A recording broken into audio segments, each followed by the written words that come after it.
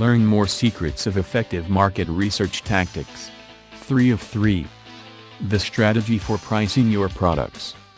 The standard pricing model for most companies is to price their products at or slightly below the competition to be competitive on pricing without discounting their product too much below the competition. But this is not always the best strategy. For one thing, there's the concept of perceived value.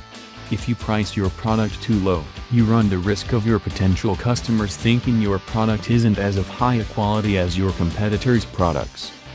Of course, if you price as high, people may think your products are of better quality, but they may not be able to afford them. That is where careful market research comes into play. It can be very risky to guess at the right price for your product. You must price so that you make a good profit, but beyond that, what should your pricing strategy be? The first thing you need to do is figure out the price range of most of your best-selling competitors' products. You want to see if there are any gaps in the market that you might be able to fill. Let's say you want to sell a new type of iPhone case. You see there are a few products that cost over $50, and many products priced under $15, but hardly any priced between $20 and $40.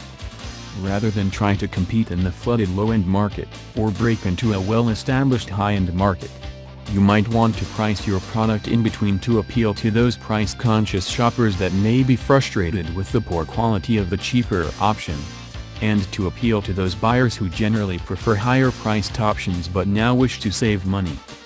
If you do have competitors, you should price your product based on a comparison between the features of your product and your competitors. If your product has few features, you should price it lower. If you have many more important features, you could price significantly higher. If you do a good job in your marketing, buyers will understand why your product costs more. Here are a few more market research tips. I hope you've been enjoying our series on market research so far. You've learned the basics of market research, how to understand your customers and competitors, how to develop a killer product to fill a spot in the market, and how to price your products. Today we are going to look at a few final elements of market research to help you fill those remaining gaps and fully understand your market. So, let's look at the list of market research tips. 1. Make sure to include spaces on your surveys for survey takers to fill in additional, open-ended responses that might get you the information you never thought about. 2. Use spreadsheets, charts, and graphs to visualize the information you gather to make it easier to see your results at a glance, which will make it a cinch to analyze the data. 3. Pay even closer attention to negative comments and any criticism than you do praise. Criticism can be much more valuable than good comments because it can help you see areas where you can improve, even if it hurts a bit to hear. 4. Whenever you do surveys, try to get a large enough sample group that your results are accurate. If you only get a small handful of people to take your survey, your results could be less accurate. 5. Be sure company goals fit the SMART profile. They should be specific, measurable, attainable, realistic, and timely. For example, a specific goal for market research would be figuring out your target demographic.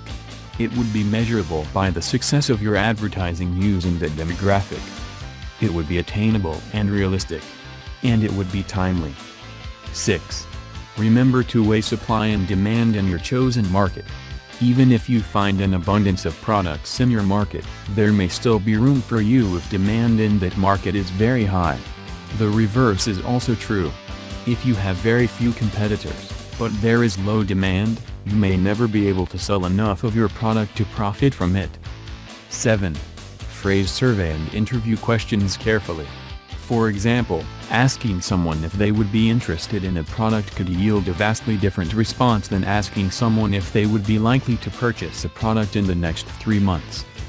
Well, that's it for our series on market research. I hope you have learned a lot and enjoyed the series. Be sure you return to this blog soon, so you don't miss any additional training. Best of luck!